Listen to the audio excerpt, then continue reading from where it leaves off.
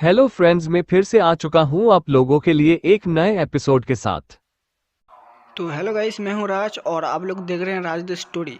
तो आज का वीडियो शुरू करने से पहले मैं आप लोगों को बता दूं, अगर आप लोग चैनल पर नए आए हो तो प्लीज़ चैनल को लाइक सब्सक्राइब एंड कमेंट जरूर कर देना। तो शुरू करते हैं आज का स्टोरी, तब तक के लिए बाय बाय। CH-204 ये राजा पागल हो गया है। शौर्य इस वक्त राजमहल में वेदी के पास बैठकर वेदी की पूजा कर रहा था। उसके द्वारा उच्चारे मंत्रों से पूरा महल मंत्रमुग्ध हो रहा था। हर तरफ एक आध्यात्मिक वातावरण बन चुका था। वहीं दूसरी ओर राजा अपने कक्ष के बगल के एक कमरे में चला आया। यहाँ बड़े से बेड पर एक नौजवान लड़का सोया हुआ था। इसकी उम्र लगभग 20 साल के आसपास थी।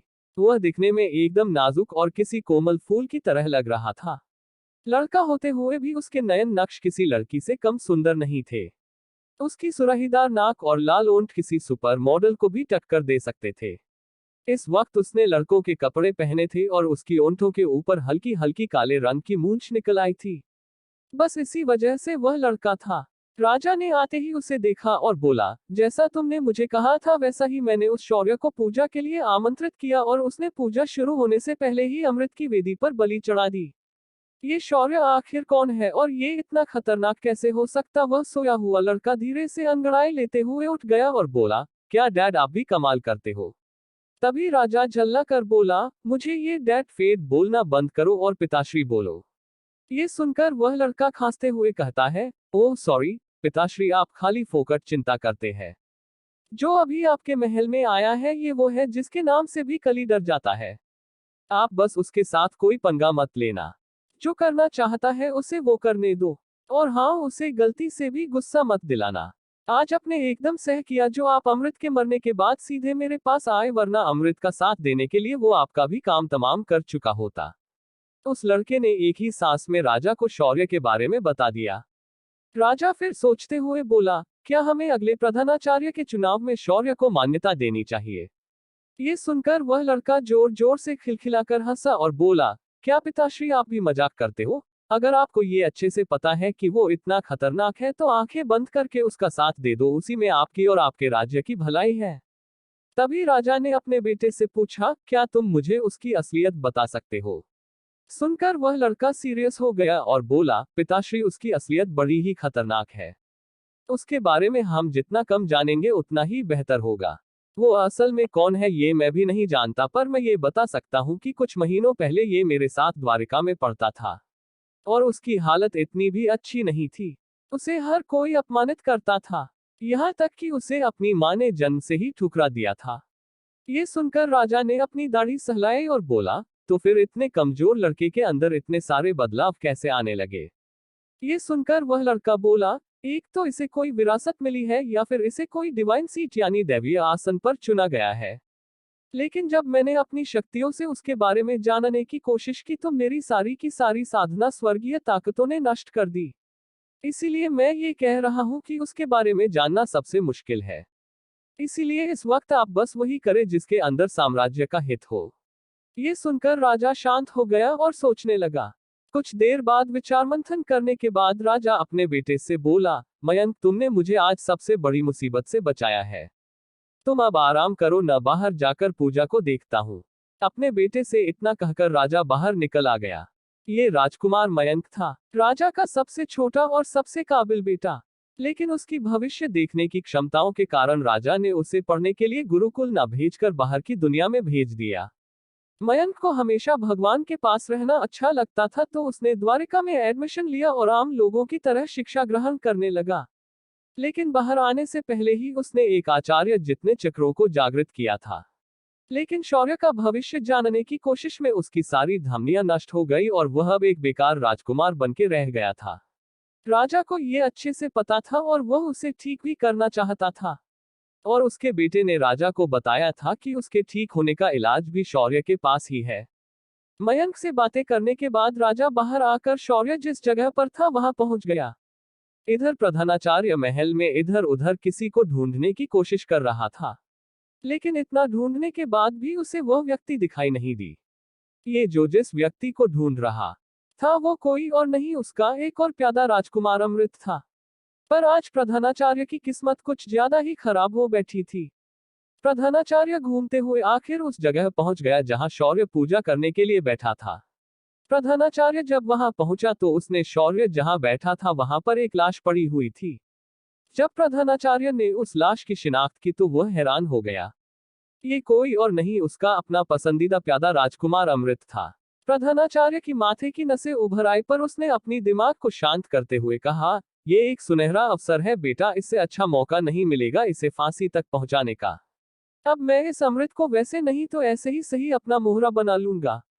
इतना सोचकर प्रधानाचार्य तुरंत जोर जोर से चिल्लाने लगा, यहाँ पूजा के समय हत्या हुई है। किसी ने यज्ञ को अपवित्र करने के लिए वेदी पर राजकुमार अमृत की बलि चढ़ा दी है। जल्दी आओ, ये सब इस शौर्य ने किया है। वहां पूजा में बैठे पुरुष भी इस बात से हैरान होकर प्रधानाचार्य ऐसे देखने लगे जैसे इसे कोई पागलपन का दौरा पड़ा हो। प्रधानाचार्य के चिल्लाने से आसपास के सारे सैनिक वाहन पहुंच गए। जैसे ही उनकी नजर राजकुमार अमृत के शरीर पर पड़ी तो उन सभी ने अपनी तलवारें बाहर निकाली और शौर्य को पकड़ने के लिए आगे बढ़ने लगे। पर कुछ कदम आगे बढ़ने के बाद उन्होंने देखा शौर्य को इस बात से जरा भी फर्क नहीं पड़ा। वो अपने मंत्र बोले जा रहा था और बाकी पुरोहित उसका साथ दिए जा रहे थे। असल में शौर्य को पूजा में लाने का आइडिया मयंक का था और राजा ने उसे इसकी अनुमति दी थी। शौर्य की तरफ से कोई हलचल ना होते देख एक सैनिक को कुछ सूझा और वह तुरंत राजा के पास चला गया। उसने कक्ष में जाकर राजा को सारी घटना जैसी सुनी वैसे बता दी और प्रधानाचार्य के बारे में भी बता दिया।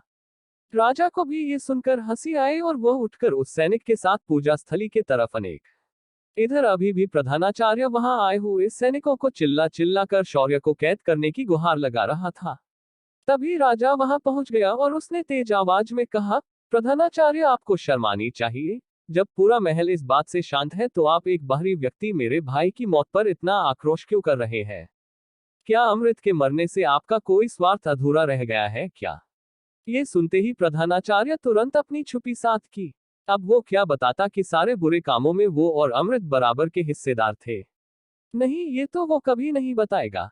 प्रधानाचार्य ने एक गहरी सांस ली और फिर राजा की तरफ मुड़कर सिर झुकाते हुए बोला, आपके राजपरिवार के इस पवित्र पूजा में खून गिराकर इसे अपवित्र किया गया है, ऊपर से राजपरिवार का एक व्यक्ति मारा गया है। मुझे लगा इस बात के बारे में किसी को पता नहीं होगा, इसीलिए मैं सभी को इस बात से आगाह कर रहा था। मेरा और कोई हेतु नहीं था। ये सुनकर राजा एक कुटिल मुस्ला के साथ प्रधानाचार्य से कहता है, हमारी वेदी अब और भी अधिक पवित्र हो गई है क्योंकि उसके अंदर इंसान रूपी दानव का खून आज चढ़ाया गया है। और ये चंडी यज्ञ है, इसके अंदर तो खून चढ़ाया जाता ही है। अब रही बात मेरे छोटे भाई की ऐसे मारने की, तो वो उसके कर्म थे जो उसे अपनी मृत्यु के पास खुद बुलाकर लेकर आए। शौर्य ने तो उसे बस इस सांसारिक जीवन से मुक्ति प्रदान की है। ये सुनकर प्रधानाचार्य अपने मन के अंदर अपना सिर पटक पटक कर कह रहा था, ये राजा पागल हो गया है। अरे अपने सगे भाई की मौत को ये उसे मिली हुई मुक्ति कैसे कह सकता है? अरे कैसे कर्म और किसी नियति तेरे भाई को दिन दहाड़े इस जल्लाद ने मार दिया है। अरे खून के रिश्ते का ना सही राजपरिवार के इज्जत का तो ख्याल कर थोड़ा। लेकिन असलियत में प्रधानाचार्य सिर्फ अपना सिर हिलाकर चुप हो गया और वहां से जाने लगा। तभी राजा ने उसे पीछे से रोकते हुए कहा, प्रधानाचार्य आज रात्रि के शाही भोज में हम कुछ घोषणा करने जा रहे हैं, तो मैं चाहूंगा कि आप उसमें बिना चुके शामिल होइएगा। ये सुनकर प्रधानाचार्य पहले तो सोच में पड़ गया, फिर उसने सिर्फ अपना सिर हिलाया और वहां से चला गया। प्रधानाचार्य के जाते ही राजा ने तुरंत अपने सेनापति को बुलाया और उसके हाथ में एक कागज थमाया और बोला, इसमें जिन लोगों का नाम लिखा गया है उन सभी को आज रात्रि के शाही भोज के पहले गिरफ्तार करके लेकर आओ। और हाँ, ये काम इतनी शांति से होना चाहिए कि किसी को भी इस बात की भनक नहीं लगनी चाहिए। राजा का आदेश मिलते ही सेनापति अपने खास विश्वासु लोगों को लेकर वहां से चला गया। इधर पूजा संपन्न हो गई। राजा ने अपनी रानी को बुले और उसके साथ आखिर में बैठकर सत्यनारायण भगवान की पूजा में हिस्सा लिया। सभी तरह का पूजा पाठ खत्म होते ही शौर्य शांति से उठ खड़ा हो गया और वहां से बाहर आ गया। राजा ने भी अपने पूजा से संबंधित सभी काम पूर्ण किए और शौर्य के पास आ गया। शौर्य ने देखा कि राजा कुछ कहना चाहता है मगर कुछ कह नहीं पा रहा है। तभी राजा ने आखिर हिम्मत करके कहा, शौर्य मुझे आपसे मदद चाहिए। ये सुनकर शौर्य हंसते हुए बोला, अरे महाराज आप भी मजाक करते हो, आप मुझे ये बात ऐसे बता रहे हो जैसे कोई लड़का किसी लड़की को प्रपोज कर रहा हो। ये सुनकर राजा मुस्कुराता है, फिर कहता है, आप ही मेरे बेटे की तरह अंग्रेजी बोलकर मुझे बहुत शर्मिंदा कर देते हो। राजा की बात सुनकर शौर्य की आंखें अचानक फैल जाती है और राजा से कहता है, आपका मतलब आपका बेटा बाहरी दुनिया से आया है। ये सुनकर राजा हंसते हुए बोला, ऐसा ही तुम कह सकते हो, लेकिन वह अंदर से बाहर गया था और वह आपको पहले से ही जानता है। लेकिन इस वक्त वह बिस्तर पकड़कर बैठा है और ये सब उसकी नादानी के कारण हुआ है। ये सुनकर शौर्य के चेहरे के भाव अचानक सीरियस हो गए और वह राजा से बोला, मुझे उसे देखना है अभी के अभी। राजा को ये सुनकर बहुत खुशी हुआ और बोला, मुझे भी अपने बेटे के इलाज के लिए ही आपसे बात करनी थी। चलिए मैं आपको उसके कमरे की ओर लेकर चलता हूँ। राजा को पता भी नहीं चला कि कब वह शौर्य को तुम से आप बुलाने लगा। कुछ ही देर में वो दोनों मयंक के कमरे के अंदर पहुंच गए, जहां मयंक अपने बिस्तर पर सोते हुए अपने स्मार्टफोन पर एक डाउनलोडेड बॉलीवुड मूवी देख रहा था। शौर्य ने आते ही उससे कहा, अरे तुम तो वही हो जो उस दिन अपने गरुड़ पर सवार होकर गुरुकुल आए थे। ये सुनकर मयंक तुरंत उठकर बैठ गया और हंसते हुए बोला, शौर्य अग्निहोत्री, मुझे तुम्हें देखकर खुशी हुई। मुझे लगा तुमने मुझे पहचान लिया होगा, पर अभी भी तुमने मुझे बस उस दिन के लिए याद रखा जब मैं गुरुकुल में आया था। ये सुनकर शौर्य थोड़ा चौंक गया। फिर शौर्य ने उसके चेहरे को गौर से देखा और टेबल पर रखा हुआ उसका चश्मा मयंक की आंखों पर लगाया और बोल पड़ा, हैरी पॉटर तू यहाँ कैसे? ये सुनकर मयंक का मुंह उतर गया और बोला, लो तुम्हें भी मेरा असली नाम याद नहीं है। मुझे लगा एटलीस्ट तुम तो मेरा नाम जानते होगे। ये सुनकर शौर्य बोला, अबे झंडू तू बात ऐसे कर रहा है जैसे तू अपना नाम गले में डालकर घूमता था। तुझे बाकी बच्चे जिस नाम से बुलाते थे वही याद रखूंगा ना। और इतनी अच्छी आंखें होते हुए तू ये डबल बैटरी क्यों लगाता था? इस बात पर मयंक का चेहरा उतर गया और बोला, तुम्हें तो पहले ही पता है कि जन्मजात शरीर क्या होता है। वैसे ही कुछ जन्मजात क्षमताएं होती है, और मेरी क्षमता मेरी आंखों से संबंधित थी। अगर मैंने अपनी नॉर्मल आंखों का उपयोग किया तो मैं उस वजह खुद को नुकसान पहुंचा लूंगा। ये सुनकर शौर्य अधिक उत्साहित होकर उसकी आंखों में देखकर सिस्टम से बोला, सिस्टम इसकी आंखों में कौन सी काबिलियत है इस बात का पता लगाओ। ये सुनकर सिस्टम ने उसकी आंखों को स्कैन किया और उसे जांचने लगी। कुछ देर जांचने के बाद सिस्टम बोली, होस्ट इसकी एबिलिटी एकदम नेक्स्ट लेवल है। ये इन आंखों के जरिए किसी का भी फ्यूचर और पास्ट जान सकता है। बोले तो इसकी ये एबिलिटी एकदम ओपी है बॉस। ये सुनते ही शौर्य उसके चेहरे को छोड़कर तुरंत दूर हो गया।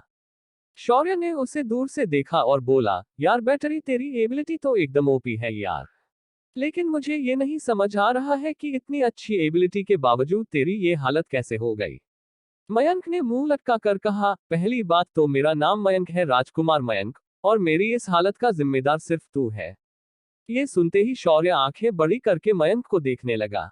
अबे चिकने तू क्या बोल रहा है? मैंने ऐसा क्या किया कि तेरी ये हालत इतनी खराब हो गई?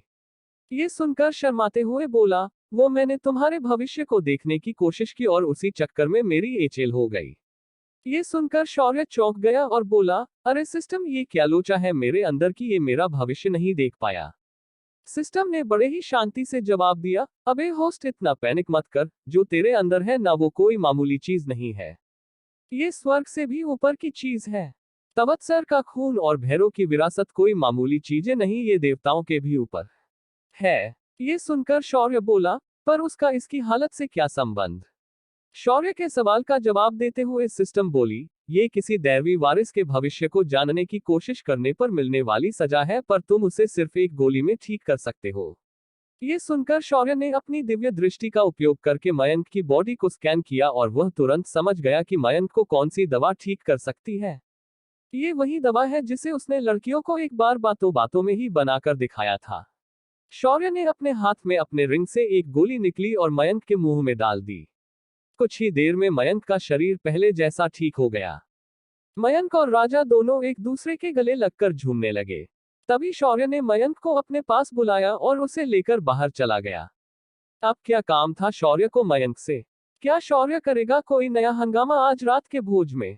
क्या अब प्रधानाचार्य कोई चाल नहीं चलेगा? CH 205 राजसी भोज और राजा का आदेश। शौर्य और मयंक अपने कमरे से बाहर तुरंत निकल गए।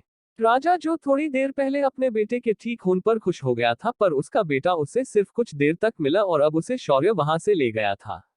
राजा ने अपना मुंह फुलाया और वहां से अपने कमरे में चला गया। इधर शौर्य मयंक को लेकर महल के उस हिस्से में लेकर आया जहां महल के दिव्य जानवर रखे जाते थे। तभी उसने देखा कि राजकुमारी और 2 राजकुमार अजीब से दिखने वाले घोड़ों को ट्रेन कर रहे थे। जैसे ही उन्होंने मयंक को देखा वो खुश हो गए, पर जब उनकी नजर शौर्य पर पड़ी राजकुमारी अपने घोड़े से लिपट गई और बोली, हे भगवान, ये लुटेरा यहाँ भी आ गया। आज कुछ भी हो जाए मैं अपने अश्व को इसे नहीं दूंगी। ये सुनकर शौर्य का मुंह बन गया और उसने नाक सिकोड़ते हुए कहा, ऐसे गंदे जीव मुझे भी नहीं चाहिए। मैं तो यहाँ मौजूद बाकी खजाने, मेरा मतलब है बाकी जीव देखने आया था। तभी सबसे बड़ा राजकुमार, जो शौर्य से पहले गुरुकुल का दिव्य पुत्र था, उसका नाम मेघराज था, उसने गुस्से से शौर्य से कहा, तुम जैसे लोगों के लिए जगह नहीं है, निकल जाओ यहाँ से। ये सुनकर शौर्य ने अपनी बाजुओं को चढ़ाया और उसकी तरफ बढ़ते हुए बोला, साला, रस्सी जल गई पर तेरी अकड़ नहीं गई, लगता है तुझे थोड़ी और मरम्मत की जरूरत है। शौर्य को अपनी ओर आता देख मेघराज इतना डर गया कि वह अपनी जगह पर जमसा गया। शौर्य ने जब उसकी हालत देखी तो वो हंस पड़ा और बोला, लो, कैलाशपुरी का राजकुमार इतना फट्टू होगा मुझे मालूम नहीं था। बेटा, अगर जिगरा ना हो तो बड़ी बड़ी बातें नहीं करते। तुम्हारे बाप का शाही मेहमान हूँ। अगर राजा साहब को पता चला कि तुमने मेरे साथ बदतमीजी की है, वो तुम्हें उल्टा लटका कर नीचे से मिर्ची का धुआं दे देंगे। ये सुनकर बाकी के सारे राजकुमार और राजकुमारियां नगर पर हंसने लगी। तभी मयंक शौर्य से बोला, शौर्य, अगर तुम्हें हमारे पास पाले गए दिव्य जानवर देखने हैं तो मेरे पीछे आओ, मैं तुम्हें नीचे तहखाने में ले चलता हूँ। उसकी बात सुनकर शौर्य ने मेघराज को छोड़ दिया और सीधा मयंक के पीछे चल दिया। जब शौर्य और मयंक नीचे तहखाने में पहुंचे तो शौर्य ने देखा कि वहां हजारों पिंजरे एक के ऊपर एक रखे गए थे और उन पिंजरों के अंदर अलग अलग अजीब दिखने वाले जीव कैद किए गए थे। शौर्य ने यहाँ कई तरह के जानवर देखे। उसने कुछ ऐसे जानवर भी देखे जिनका उल्लेख भारतीय और बाकी देशों के पुराणों में भी किया गया है। उनमें से एक जीव जो शौर्य का ध्यान आकर्षित करने में कामयाब हुआ वो था एक भेड़ जैसा दिखाने वाला प्राणी। पर शौर्य को बार बार लग रहा था कि उसने इसे कहीं तो देखा है। इस भेड़ की खासियत ये थी कि इसके सर पर सिंग नहीं थे, पर उसके माथे के बीचों बीच एक यूनिकॉर्न की तरह दिखने वाला सींग था। उसका सिंग बेहद चमकदार था और उसके घुंघराले बाल उसे और भी ज्यादा आकर्षक बना रहे थे। तभी उस भेड़ के पीछे से 2 छोटे छोटे बच्चे बाहर आए। भेड़ के उन 2 छोटे छोटे मेमने शौर्य की आंखों को बहुत पसंद आए। शौर्य ने उसकी ओर इशारा करते हुए कहा, मयंक, मुझे ये तीनों चाहिए। शौर्य की डिमांड सुनकर मयंक मन में बोला, क्या इसे बाकी के खूंखार जानवर पसंद नहीं आए जो ये इन मामूली भेड़ और उसके बच्चों को मांग रहा है? कहीं इसका दिमाग उन लड़कियों की तरह नहीं जो क्यूट चीजों के पीछे पड़ी रहती है। मयंक ने फिर शौर्य को सीरियस होते हुए कहा, क्या तुम श्योर हो कि तुम्हें ये जीव चाहिए? इस पर शौर्य तपाक से बोला, 100%। तू बस मुझे बता कि मुझे कितने पैसे देने होंगे तुझे। ये सुनकर मयंक बोला, ओ भाई, तुझे मेरे जान की कीमत इन भेड़ बकरियों से कम लग रही है क्या? तुमने मेरी जान बचाई है तो इसे तो मैं ऐसे ही से रहा हूं, तेरे इलाज की फीस समझकर रख ले। शौर्य को ये सुनकर खुशी हुई और उसने मयंक को गले लगा लिया। फिर शौर्य ने वह पिंजरा खोल दिया और उस भेड़ और उसके मेमनों को बाहर निकाला। बाहर आते ही भेड़ को बहुत खुशी हुई, वह शौर्य के अगल बगल उछलने लगी। शौर्य ने भेड़ को देखकर अपनी उंगली को धीरे से काटा और छुपकर उसके मुंह में अपनी उंगली डाल दी। उसके बाद उसने एक एक बूंद उन मेमनों को भी चुपके से पिला दी। कुछ ही देर में उनके शरीर में अमूलाग्र बदलाव हो गए और भेड़ और उसके बच्चों का आकार तुरंत बढ़ गया। शौर्य ने फिर तीनों को अपने साथ लिया और बाहर आ गया। बाहर आते ही राजकुमारी तपाक से बोली, लो, आज लुटेरा हमारी भेड़ भी लेकर जा रहा है। ये सुनकर शौर्य के ओंठों पर तिरछी मुस्कान उभरी और वह राजकुमारी के घोड़े को देखते हुए बोला, ये मगरमच्छ की खाल वाला घोड़ा मुझे अब पसंद आने लगा है। शौर्य की ये बात सुनकर राजकुमारी अपने घोड़े पर चढ़ गई और तुरंत वहां से रफू चक्कर हो गई। सभी लोग उस पर हंसने लगे। आज उन सभी राजकुमारों को ये पता चल चुका था कि शौर्य से कभी भी बहस मत करना, क्योंकि उसकी ताकत भी बेजोड़ है और उसकी बेशर्मी भी बेजोड़ है। शौर्य ने बस इन सभी बातों को नजरअंदाज किया और मयंक को वही छोड़कर अपनी भेड़ और उसके बच्चों को लेकर कोने में चला गया और वहां से गायब हो गया। शौर्य उन्हें डायमेंशन के अंदर लेकर आया था। उसकी भेड़ जब डायमेंशन के हरे भरे घास के मैदान को देखती है तो वो पागलों की तरह मिमियाने लगती है और वहां की हरी भरी घास का अपने बच्चों के साथ आनंद लेती है। शौर्य तुरंत माया को बुलाकर परिवार के सदस्यों की पहचान कराकर वापस जाने लगता है। तभी एक सफेद गोल मटोल चीज अचानक स्पेस की दरार से उसके ऊपर लपक जाती है। जब शौर्य उसे अपने हाथ में पकड़ता है तो पाता है कि ये तो कनक है, उसकी 9 पूंछों वाली लोमड़ी। शौर्य उसके सहलाता है, उसे भेड़ और उसके बच्चों का ख्याल रखने का जिम्मा दे देता है। कनक अपने लिए दी गई जिम्मेदार को पाकर बहुत खुश हो जाती है। वो एकदम सीरियस होकर अपना काम करने के लिए उनके पीछे चली जाती है। उसके बाद शौर्य बाकी लोगों की खबर लेता है और आदित्य की प्रोग्रेस जांचता है। पिछले कुछ दिनों से आदित्य को साधना और युद्धकला के साथ ही बिजनेस की भी ट्रेनिंग उसकी ट्रेनर चित्रा और माया दे रहे थे। उसकी हालत देखकर शौर्य को उस पर बहुत दया आती है, पर उसकी जिम्मेदारी भी छोटी नहीं है। उसे शौर्य की जगह लेनी थी, इसीलिए ये दोनों लड़कियां उसे शौर्य की कॉपी बनाने पर तुली थी। जब शौर्य बाहर वापस आया तो सिर्फ कुछ ही पल बाहर की दुनिया में बीते थे। शौर्य तुरंत मयंक के पास गया और उसे अपने साथ लेकर उस तरफ चला गया जहां राजसी भोग का आयोजन किया गया था। वहां की शान और बाकी की तैयारियां देखकर एक बार तो शौर्य का मन हुआ कि अद्विका को भी बाहर बुला लिया जाए, पर वह अच्छे से जानता था कि उसकी साधना कितनी जरूरी है। तभी दरवाजे से शंभाला के सभी कुलीन लोग एक एक करके अंदर आने लगे। हर किसी के हाथ में एक तोहफा था। जब शौर्य ने ये देखा तो उसने अपना सिर पकड़ लिया। अब वह सोचने लगा कि राजा को वो क्या तोहफा देगा। शौर्य ऐसे ही अपने विचारों में खोया सोच रहा था, तभी उसके कानों पर एक कर्कश आवाज सुनाई दी। अरे मयंक, हमें नहीं पता था कि तुम अपने साथ गुरुकुल के पिल्ले भी रखते हो। क्या हुआ, तुम्हारे अंदर अब इतनी ताकत नहीं है क्या कि खुद की रक्षा कर पाओ? उस लड़के को देखते ही मयंक थोड़ा सहम गया। इसे देखकर शौर्य तुरंत समझ गया कि इन दोनों के बीच पहले कुछ तो ऐसा हुआ है जिस वजह से मयंक ऐसा बर्ताव कर रहा है। तभी शौर्य ने देखा कि उस लड़के के पीछे से एक हट्टा कट्टा आदमी निकला। वो दिखने में मॉडर्न खली की तरह था। उसे देखकर ही पता चलता था कि वो एक संत स्तर का साधक था और उसने अपने शरीर को अच्छे से तराशा हुआ है। उस आदमी ने ढीले कपड़े पहने थे और उसके ढीले कपड़ों से भी उसके मसल्स बाहर आ रहे थे। शौर्य को उसे ऐसा घूरते देख वह लड़का फिर एक बार चिढ़ाते हुए बोला, लगता है तुम्हारा अंगरक्षक मेरे अजगर को देखकर डर गया है। लेकिन इस वक्त मयंक के चेहरे पर चौड़ी स्माइल थी, क्योंकि इस लड़के के आते ही उसने उसका भविष्य देख लिया था। शौर्य ने जब उसकी बकवास सुनी तो उसका दिमाग घूम गया। उसने उस लड़के को देखते हुए कहा, क्या तुझे तेरे बाप ने ये नहीं बताया कि गुरुकुल के दिव्य पुत्र को देखो तो सबसे पहले झुककर उसे प्रणाम करना चाहिए? शौर्य का सवाल सुनकर वह लड़का फिर भी हंसते हुए बोला, तो क्या हुआ, तुम गुरुकुल से हो? यहाँ सिर्फ हमारा राज चलता है। मैं राज्य के महसूल मंत्री का बेटा हूँ। अगर मेरे पिता ने एक बात बोल दी तो राजा को भी उनकी बात पर विचार करना पड़ता है। ये सुनकर शौर्य को हंसी आ गई, क्योंकि उसे याद आया कि राजा के हाथ में जो चिट्ठी थी उसके अंदर उसके पिता का नाम भी शामिल था।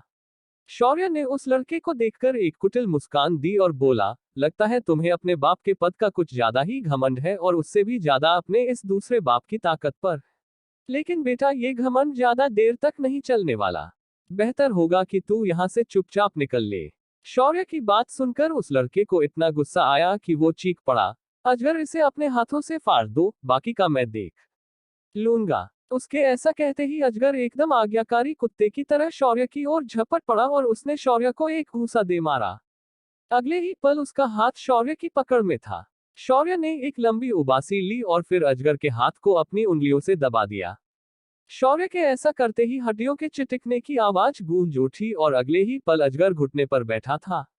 शौर्य ने मयंक को देखा और बोला, सॉरी ब्रो, लगता है आज एक और बलि मेरे हाथों चढ़ने वाली है। संभल लेना अपने पिता के सामने। इतना कहकर शौर्य ने उस लड़के को देखा और बोला, क्या बोल रहा था तू अभी अभी कि ये तेरा अजगर मुझे हाथों से फाड़ देगा? चल देख कि इंसानों को हाथों से कैसे फाड़ा जाता है। इतना कहकर शौर्य ने एक झटके से उस विशालकाय अजगर को उल्टा किया और उसके दोनों पैरों को जकड़ लिया। उसने अगले ही पल अजगर को पैर पकड़कर बीच से ही चिया दिया। वो भयानक नजारा देखकर आसपास के अमीर घर की आई हुई लड़कियां तो बेहोश हो गई। शौर्य ने फिर एक बार उस लड़के को देखा और बोला, ओ झिंगुर, दो बाप की औलाद, इधर आ और अब बोल कि तू मेरा क्या उखाड़ लेगा। तेरा एक बाप तो गया, अब तेरा दूसरा बाप भी कुछ ही देर में जाएगा। बस देखते रह। वह लड़का अब इस वक्त इतने सदमे में था कि उसकी बोलती पूरी तरह से बंद हो गई थी। अब उसे अपने बाप की चिंता हो रही थी। उसे अब पछतावा हो रहा था कि उसने इस रह चलती मुसीबत को क्यों अपने सिर पर ले लिया। मयंक के इशारे पर कुछ सैनिक दौड़ते हुए आए और उन्होंने पूरी जगह साफ कर दी। ऐसे लग रहा था कि हॉल के बाहर अभी कुछ भी नहीं हुआ था। कुछ देर में राज परिवार के सभी मेहमान पहुंच चुके थे, मगर आज इस भोज में कुछ बड़े बड़े लोग दिखाई नहीं दे रहे थे। राजसी भोज ये एक तरह की राज परिवार की तरफ से दी जाने वाली पार्टी थी। इस पार्टी में आए लोग अब दरवाजे पर नजरें गड़ाए बैठे थे। तभी राजा और रानी शशि लिबास में उस हॉल के अंदर दाखिल होते हैं और उनके पीछे हाथों में बेड़ियां पहने हुए दरबार के वरिष्ठ अधिकारी और मंत्री आ रहे थे। इन लोगों में राज्य के महसूल मंत्री भी शामिल थे। जब उस लड़के ने अपने बाप को लोहे की बड़ी बड़ी श्रृंखलाओं में बंधा हुआ देखा तो उसकी आंखें लगभग बाहर निकल आई थी।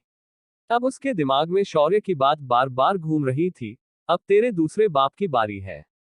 उस लड़के ने एक बार शौर्य को मुड़कर देखा तो शौर्य उसे ही मुस्कुराते हुए देख रहा था। उस लड़के ने तुरंत अपनी थूक निगल ली और चुपके से हॉल से बाहर भाग गया। पार्टी में मौजूद हर कोई इन लोगों को हैरान से देख रहा था। हर किसी के मन में ढेरों सवाल थे। तभी एक निचले दर्जे का ऑफिसर बोल पड़ा, लगता है हमारे वरिष्ठ के सारे काले धंधे बाहर आए हैं जो इन्हें इस तरह गिरफ्तार किया गया है। तभी दूसरा अधिकारी जो महसूल विभाग में काम करता था वह बोला, हमारे मंत्री जी ने तो उससे भी बड़ा कांड किया था।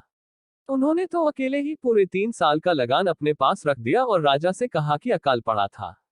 उन लोगों की बातें भले ही धीरे धीरे हो रही थी, मगर वहां इतनी शांति थी कि उनकी बात हर किसी को सुनाई दे रही थी। राजा मुस्कुराते हुए सभी को देखकर बोला, वैसे तो इस राजसी भोज के मौके पर मैं अपने सबसे छोटे बेटे के विवाह की बात करना चाहता था, पर जब मुझे पता चला कि मेरे घर में कई सारे भेदी आज तक मेरे पीठ पीछे ऐसे चोरी छुपे काम कर रहे थे जो समाज के हिसाब से एक जघन्य अपराध है, तो ऐसे लोगों को सबसे पहले साफ करना चाहिए। इसीलिए आज मैं यहाँ मौजूद सभी बड़े परिवारों और राज्य के ईमानदार उच्च अधिकारियों के सामने मैं इन्हें मृत्यु दंड की शिक्षा सुनाता हूँ। तभी एक मंत्री आगे आते हुए बोला, महाराज ये अन्याय है, आपको पहले अपने बगल के भेदी को मारना होगा। आपका भाई अमृत भी इस घोटाले में मेरे साथ शामिल था। उसकी बात पर राजा को हंसी आई और वह बोला, अरे मैं तो बताना भूल गया, आज दोपहर जो असल में नारायणी यज्ञ था उसे चंडी यज्ञ में बदलकर मैंने अमृत की उसी में बलि दी है, तो चिंता करने की बात नहीं, जल्द ही तुम सब लोग नर्क में एक दूसरे से अच्छे से मिल पाओगे। इतना कहकर राजा ने अपना हाथ हिला दिया और उन बंदियों को कालकोठरी में डालने का आदेश दे दिया।